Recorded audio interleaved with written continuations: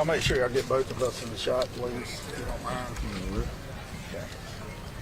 And so what I'm going to do is look at this gentleman's jacket right here, so I don't have to turn my head as much. So just feel free to ask questions and let me know when you're ready. That works. Check, check, check. 1, 2, 3. Mic check, mic check.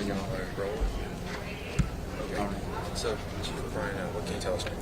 So shortly after 1 p.m. today, the Mobile Police Department received a shots fired complaint in the area of a 600 block Euclid Avenue residence.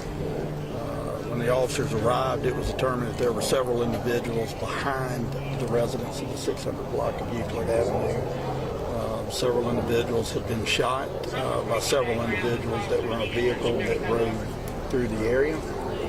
5 individuals were shot. Those 5 individuals, in some form or fashion, went to the local hospitals for treatment, and I can tell you at least one individual has succumbed to his injuries.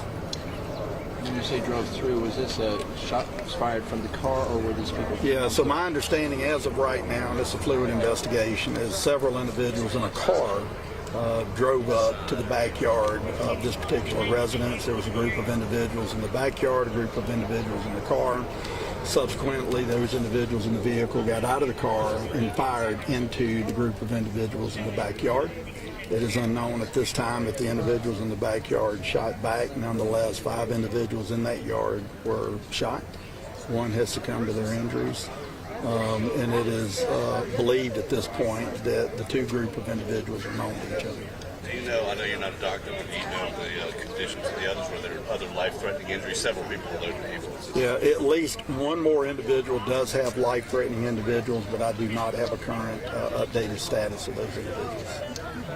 Do you know the motivation for this? Because we've been hearing anything from robbery to just confrontation. I don't have a motivation for it right now. That'll be a part of the investigation, but I'm confident that the group of individuals that drove over here had to know the individuals in the yard. So more than likely, this is probably an ongoing dispute between the 2 groups, or even possibly a retaliation shooting. Do y'all have anybody in custody at all right now?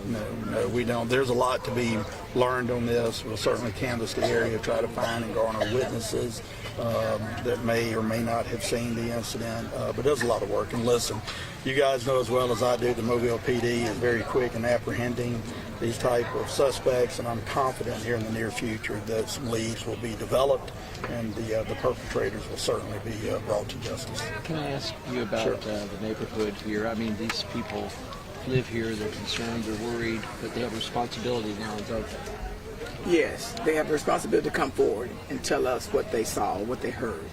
And why is that important to you and to them? To give these victims justice. I guess the protection of the neighborhood, too, is important. These are individuals who are dangerous people, correct? Correct. So getting them off the street is good for everybody on the street. Exactly. And I'll add one thing to that. We understand in these situations a lot of times the neighbors or the community members are reluctant to come forward, but nonetheless we all have a part to play when it comes to keeping the streets in Mobile safe. And so if you did see something, I would encourage any citizen to reach out to the police department, reach out to these individuals that you know, certainly the investigators on Facebook or social media, and give us those tips, give us those leads, and let us do what we need to do to bring them to justice. All right, great. Thank you. Thank you so much. Thank